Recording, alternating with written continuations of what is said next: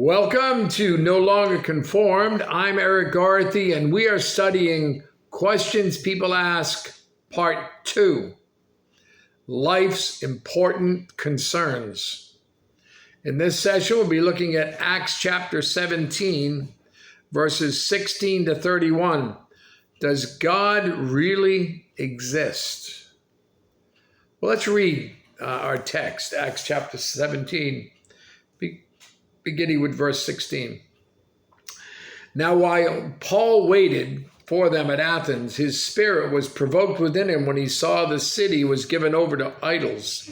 Therefore, he reasoned in the synagogue with the Jews and with the Gentile worshippers, and in the marketplace daily with those who happened to be there. And then certain Epicurean and Stoic philosophers encountered him, and some said, "What does this babbler want to say?" Others said, "He seems to be a proclaimer of foreign gods," because he preached to them Jesus and the resurrection. And they took him and brought him into the Areopagus, saying, "May we know what this new doctrine is of which you speak?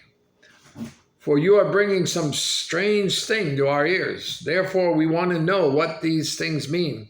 For all the Athenians and the foreigners who were there spent their time in nothing else but either to tell or to hear some new thing. And then Paul stood in the midst of the Areopagus and said, "Men of Athens, I perceive that in all things you're very religious. For as I was passing through and considering the objects of your worship, I even found an altar with this inscription, 'To the unknown God.' Therefore, the one whom you worship without knowing, him I proclaim to you. God, who made the world and everything in it, since he is Lord of heaven and earth, does not dwell in temples made with hands, nor is he worshipped with men's hands as though he needed anything. Nor, since he gives to all life, breath, and all things.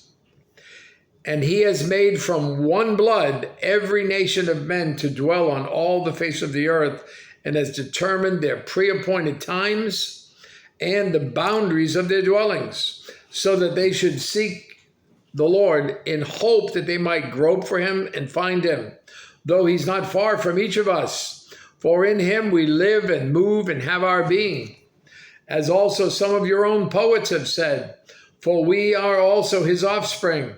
Therefore, since we are the offspring of God, we ought not to think that the divine nature is like gold or silver or stone, something shaped by art and man's devising. Truly, these times of ignorance God overlooked, but now commands all men everywhere to repent, because he has appointed a day on which he will judge the world in righteousness by the man whom he has ordained. He has given assurance to all of this by raising him from the dead. The Apostle Paul encountered confusion and uncertainty when he walked among the idols at Mars Hill in Athens. As he walked across the hill, he passed an altar with the inscription, "To the unknown God." That monument illustrates mankind's search to answer the question, does God really exist? As we focus in on that question, there are several things we need to consider. First, there are choices of belief. Look at verse 29 again. Therefore, since we are the offspring of God, we ought not to think that the divine nature is like gold or silver or stone, something shaped by art and man's devising. There are only three answers to the questions: no, maybe, and yes. The atheist considers all concepts of God as just human invention. So he says, no, God does not exist. The agnostic believes that if a God or gods do exist, they're impersonal and removed from human experience. So he says, maybe God exists or maybe not. The advocate, the believer, says, yes, God exists. The Bible declared with authority and certainty that God is real and that he has invaded human existence to redeem fallen humanity by his Son, Jesus. This is a Bible teaching and not just an academic exercise. So does a person's view of God's existence really matter? Second, there are consequences of belief. Verses 30 and 31. Truly, these times of ignorance God overlooked, but now commands all men everywhere to repent, because he has appointed a day on which he will judge the world in righteousness by the man whom he has ordained. He has given assurance of this to all by raising him from the dead. Theologian Francis Schaeffer wrote, "Ideas have consequences, and there is no concept or thought as significant as the existence of God." The answer to the question, does God really exist, has a direct effect on our understanding of other issues. In fact, our answer will determine our belief regarding several questions, including eternity. Is there life after death, a heaven and a hell? In verse 31, Paul declares that God has appointed a day on which he will judge the world. Morality, what is right and wrong? When Paul stated that God commands all men everywhere, verse 30, he emphasized that God has established rules for us to follow. Basically, God tells us what behaviors are right and what is wrong. Relationships, are commitments necessary? Marriage vows. If God doesn't exist, then our vows to each other are illegitimate and worthless.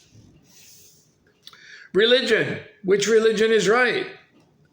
Paul's notice that the city was given over to idols in verse 16 records the reality that people will worship just about anything. At some point, we must consider the validity of our objects of worship. Purpose. Why am I here? Does life have legitimate meaning? Are humans unique from the rest of the creatures?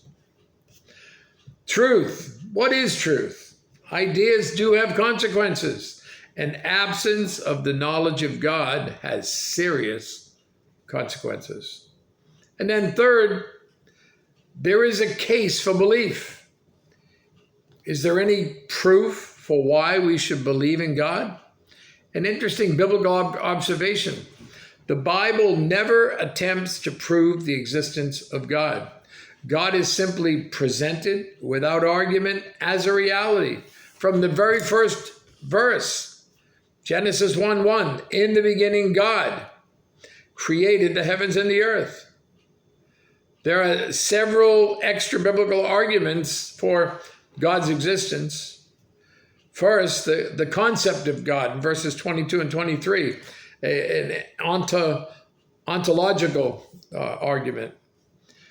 Then Paul stood in the midst of the Areopagus and said, "Men of Athens, I perceive that in all things you are very religious. For as I was passing through and considering the objects of your worship, I even found an altar with this inscription, to the unknown God. Therefore, the one whom you worship without knowing, him I proclaim to you." Why do most cultures have a concept of God and morality? How do we account for the inherent knowledge of God? Some suggest that this wide knowledge of God is due to a God-shaped vacuum in the human heart. The Apostle Paul would argue that this is true because God has revealed himself to us. Romans chapter 1, verses 18 to 22. "For the wrath of God is revealed from heaven against all ungodliness and unrighteousness of men who suppress the truth in unrighteousness, because what may be known of God is manifest in them. For God has shown it to them.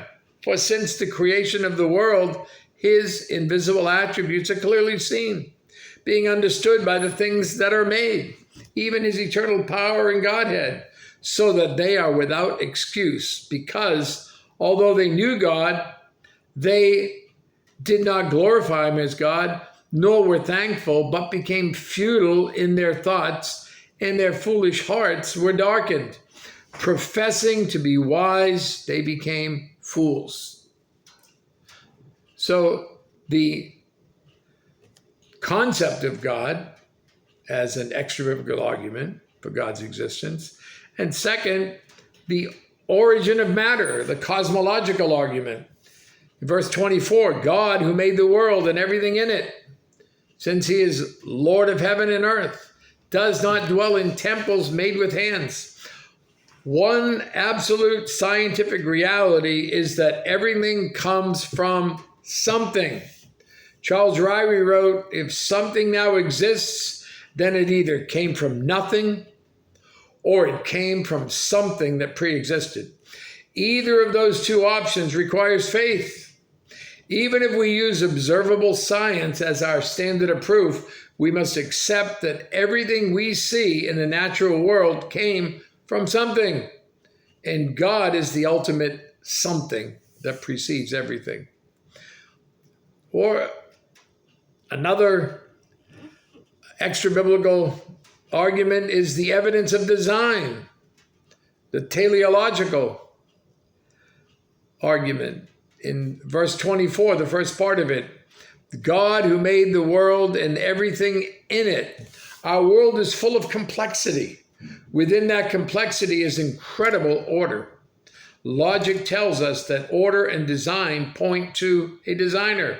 Charles Ryrie noted, random action could never have produced the highly integrated organization which we observe in the world. Imagine a pack of toothpicks. They're placed in order within the box. Let's suppose I explode a firecracker in the box. What is the probability that that explosion will create a toothpick bridge? It's incalculable. Why? Order does not result from chaos. Design points to a designer. And then another argument is the anthropological argument, the uniqueness of humans, verses 28 and 29. For in him we live and move and have our being, as also some of your own poets have said. For we are also his offspring. Therefore, since we are the offspring of God, we ought not to think that the divine nature is like gold or silver or stone, something shaped by art and man's devising. Humans differ from all creation in that we possess intellect, moral judgment, and self-awareness, and the knowledge of God. How can we explain those differences without acknowledging the designer, God? Consider our moral conscience. Animals don't have a moral objection to stealing or killing, but we do. Those are all philosophical arguments. But is there any concrete proof that A, God exists, B, the God of the Bible is the real God, and C, Jesus is truly the Son of God? Absolutely. There is one indisputable historical evidence, the resurrection of Jesus Christ from the dead. The Apostle Paul refers to this in verses 30 and 31. Truly, these times of ignorance God overlooked, but now commands all men everywhere to repent, because he has appointed a day on which he will judge the world in righteousness by the man whom he has ordained. He has given assurance of this to all by raising him from the dead. The resurrection validates and proves the existence of God as revealed in the Holy Scriptures. And Christianity rises or falls on the reality of the resurrection. You give some thought to that, all that, and you have a great day.